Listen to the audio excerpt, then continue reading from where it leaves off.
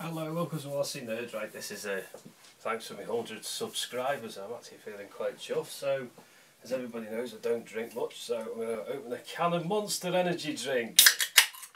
Monster Energy aren't endorsed in this. Right, anyway, it's a thank you to everybody who subscribed to me and left some really nice comments and helped me. And you all know who you are, so I don't have to put this. I'll do a shout out and do a list of things when I get my computer up and running again.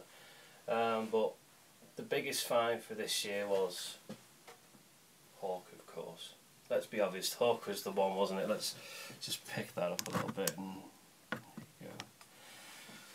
Hawk was the one for us because it's a rare copy of a brilliant bashing company. I know I've put the Midnight Pumpkin wheels on it, but it looks well, and that's the main point. Midnight Pumpkin again, but we had a bit of a year this year. We built Goliath up from an old Nitro HSP Tornado and put brushless in it, thanks to people off eBay and people who are in our forums who have helped me get all the bits together. Also we had Knight Rider IROC, which was quite a good thing because it was an inspiration from Paul, and he was doing a Knight Rider, so I thought, well, I went in the attic one day and came across that shell, so that was up and running, and thanks to Paul for the bits. A few more projects on the way. I'm actually building a TL10B Super, as I call it. So it's going to be aluminium everything on it. That's going to be a buggy for hopefully celebrating.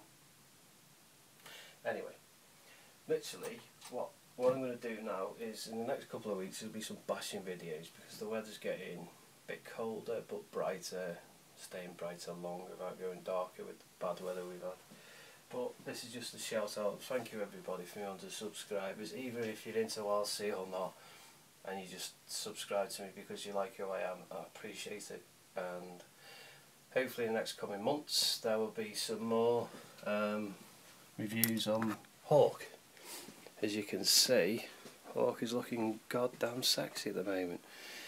And thanks to a bit of knowledge find, this is part of the very first digital VXL5 or VLXL1. This is the very first one.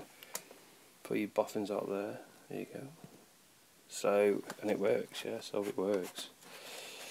When it wants to work. I might have left it on overnight. No, my luck, I did. Yes, I did. Changing the batteries on it, so I'm going to make that go LiPo instead of using 8 batteries all the time.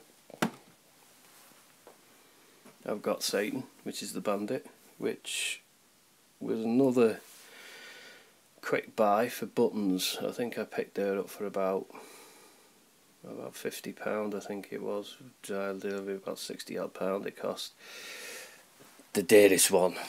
Yes, Paul, you know who you are. This is the dearest one for me because it is a Slash with Stampy wheels on. The shell isn't original, but I'm working on getting a professional pro line one that I'm going to do bodywork on it too, which is a secret. Got Goliath. Goliath used to be it was a 2.8 Nitro by a company called HSP Tornado. Well built. Nothing I can say is that they are well built. They're just a bit comical more than they are being fast. It is quick, and I'm happy with the speed it got out of it. So that's another amazing build. Everything, as you can see, everything under there is alloy. So that's the best thing. Right, this one's standing for a while because I'm still waiting on Terry 8485 to do his car up, and then we can get it on the road. So he's got an Eagle Sport TT01 replica, and it's really nice, and it's a shame he can't get the bits for it, so ripping him off, but he'll get there eventually and we'll get some bashing done. And I know that IROC isn't being looked after well. It's just I've been robbing parts off one to do with another, so just bear with me a minute. Let's just put that back on. Yes, that goes into the second one there.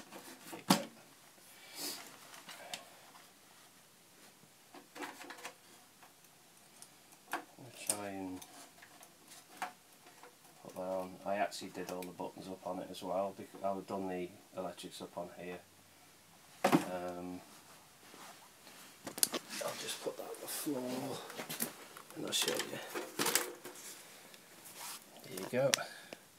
Night Rider, these lights actually work. As people notice, it's not a Thunderbird or anything like that, it's just but it's got my name on the back, LeFo 302 UK.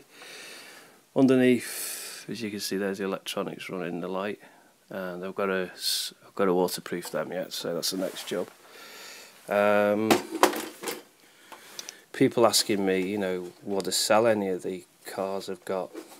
Don't know yet. I've got my eye on a few more ideas that I want to do, but you know, that's IROC, and down there we have a TC3, which is in need of a lot of love and attention, but that's coming up shortly. That's going to be clockwork orange. Bodywork on that, the paintwork on that's going to blow you away, because it's something I come up with like I did with IROC with this effect. I've found another effect by messing around with colours, and they're all my tyres, as you can see. But no, this is just a thank you to everybody who's helped me find a hobby that I enjoy doing.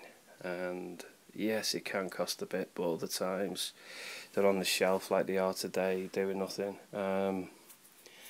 I've now got 8, so I've decided to call it the Lucky 8.